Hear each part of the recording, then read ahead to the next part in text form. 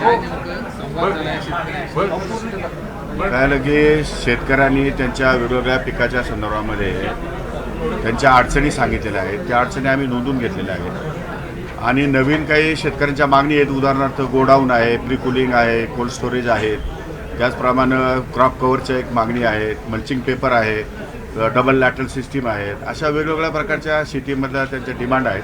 त्या डिमांड आम्ही एकत्र करून आणि त्या संदर्भात शासनाकडे निर्णय घेऊन माननीय मुख्यमंत्री उपमुख्यमंत्री यांच्याशी बसून निर्णय घेऊन त्याप्रमाणे आपण जाहीर करू धोरण जाहीर. शेतीचे जे वीज कनेक्शन आहे त्यात आता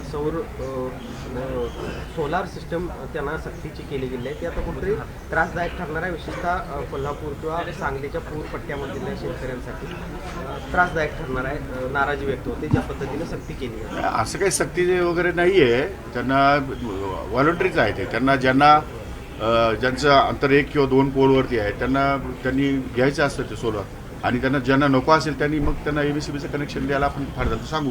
नाही, पण आपल्याकडे असं झालंय की MSEBीचं कनेक्शन दिलं जात नाही. याबद्दल DPDCच्या बैठकीत सुद्धा MSEBीचं जिथं MSEBीचं ऑलरेडी कनेक्शन आहे त्या ठिकाणी सोलर सिस्टीम सुरतच्या काळात देणार नाही. सुरतच्या काळामध्ये ज्या ठिकाणी रिमोट प्लेसवर आहे, जिथं कनेक्शनच गेलेलं नाही MSEBीचं, अशा लोकांना सर्वसाधारणपणे प्रायोरिटी दिली गेली आहे. त्यामुळे पुढे भविष्यात जसे अडचण निर्माण होतील तसं त्यातून सुधारणा होईल. न्यायालयाच्या निकालानंतर तुम्हाला टार्गेट केलं जाते, राजीनाम्याची मागणी जी विरोधकांच्याकडून केली जाते, तो आलाय तर तो प्रश्न हे बघा, विरोधकांनी कसं वागावं हे त्यांनी ठरवायचं आहे. तो काय माझा मुद्दा नाही. ते त्यांच्या मागणीचं आणि त्याचा विचार करण्याची तशी काही फारशी आवश्यकता आहे मला असं वाटत नाही. ती करणारची मागणी. शस्त्र परवान्यासाठी तुम्ही अर्ज करताना उत्पन्न वेगळं दाखवलं आणि घर घेताना उत्पन्न वेगळं दाखवलं. एक गोष्ट खरी आहे, मी घर घेताना 1989 साली ॲफिडेविट केलेलं आहे. शस्त्र परवाना 1993-94 घेतलं. म्हणजे 5 वर्षाचा अंतर आहे आणि 2,000 रुपये उत्पन्न माझं वाढलं. तेव्हा महागाई निर्देशांकाचा जर विचार केला तर तेवढे 2-5-10,000 उत्पन्न हे वाढीव तुम्हाला ग्राह्य धरता आलं पाहिजे. परंतु आता त्या काही गोष्टी रेकॉर्डवर न आल्यामुळे त्या ठिकाणी गैरसमजापोटी काही गोष्टी झाल्या असतील. परंतु तो न्यायालयाचा अधिकार आहे. न्यायालयाने निर्णय दिलेला आहे. त्याच्या अगेन्स्ट मी अपील करणार आहे उद्या परवा आणि जो काही निर्णय होईल तो बघेल, तुम्हाला मिळेल बघायला.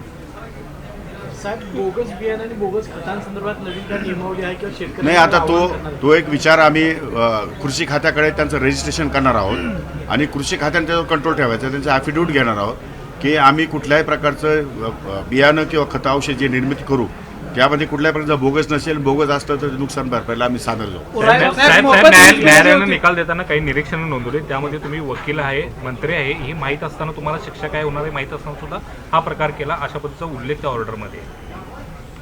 नाही, असं तर काय मी वाचलेलं नाही अजून ऑर्डर. मला वाचायला वेळच मिळाला नाही. वाचल्यानंतर मी सांगेन. साहेब, कृषी पंपाची जी बिलं होती ती याच्या आधी मोफत किंवा माफ म्हणून येत होती. आता त्याच्यावरती आकडे येत आहेत, 20 बिलं येत आहेत शेतकऱ्यांना कृषी पंपाची. काय त्याच्यावरती नाही, हे बघा, मागच्याच वेळेस सरकारने जाहीर केलेलं आहे की कृषी पंपाची बिलं भरायची नाही, आत्ताची नाही, मागची नाही, पुढे पण 5 वर्ष. त्यामुळे आकडे येत असतील तर ते निरसन आणून दिले तर आपण त्या संदर्भात चर्चा करू. मोफत मिळणार का मग ती वीज? ते आता ते मुख्यमंत्र्याचा विषय आहे. त्यामुळे मुख्यमंत्री महोदयाचं डिपार्टमेंट आहे, त्या विषयावर मी भाष्य करणं बरोबर नाही. आपण मुख्यमंत्र्यांना या संदर्भात विचारू शकतो. सर, राज्यातल्या नर्सरीमधून काही बियाणं काही शेतकरी घेत आहेत, नंतर कळतं की ते कमी दर्जाची बियाणं अशा अनेक प्रकार समोर. त्या संदर्भात चौकशी करून निर्णय घेऊ आपण, त्याची कारवाई करू. साहेब, खरीपाची जे पिकांमधनं जे पुराच्या पाण्यामुळे नुकसान झालेलं आहे त्या भुईमुग आणि ज्या खरीप पिकांना 1 रुपयातून पीक विमा दिला, मात्र विम्याची रक्कम अजून शेतकऱ्यांना मिळालेली नाही. आता ते विम्याची रक्कम देण्याचं पण काम सुरू आहे. ड्रिपचं अनुदान पण देण्याचं काम सुरू आहे. जे शेतकरी राहिले असतील त्यांना नुकसान भरपाई मिळेल, तो काही विषय नाही आहे. टप्प्याटप्प्याने सगळे कामं चालू आहेत. काही पैसे आलेत, काही पैसे येतात आहेत. जसे केंद्राकडनं काही पैसे उपलब्ध होतील, राज्याकडनं पैसे उपलब्ध होतील, त्याप्रमाणे लोकांची पैसे आम्ही या ठिकाणी परत. साहेब, राजू शेट्टींनी मागणी केलेली आहे की तुम्ही जे वक्तव्य केलं होतं शेतकऱ्यांच्या बद्दल त्याबद्दल माफी मागावी. मी काहीही शेतकऱ्यांच्या विरोधामध्ये वक्तव्य केलेलं नाही.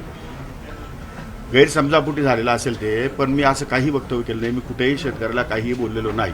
माझं वाक्य तपासून बघा. तोडमोड तुम्हीच करतात. मी तर तोडमोड केली मी काय नाही. मी माझं सरळ आणि स्पष्ट, माझ्या बोलण्याचा अर्थ तुम्ही वेळ लावतात.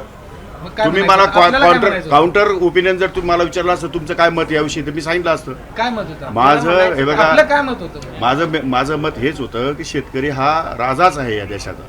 शेतकऱ्याविषयी अपशब्द मी बोलूच शकत नाही आणि अपशब्द बोलणार पण नाही आणि बोललो पण नाही. त्यामुळे त्याविषयी ठीक आहे, काही लोकांची गैरसमज झाली असेल, काही लोकांना राजकारण त्याचा फायदा घ्यायचा असेल, तो त्यांचा प्रश्न आहे. आज तुमच्या विरोधात स्वाभिमानी आंदोलन केलं नाही, आता राज्यभर हे आंदोलन करू, तुम्ही नाही माफी मागितली असा इशारा दिला राज्यात. तो परत त्यांचा प्रश्न काय असावा, त्याने काय करावं हे मी कसं सांगू.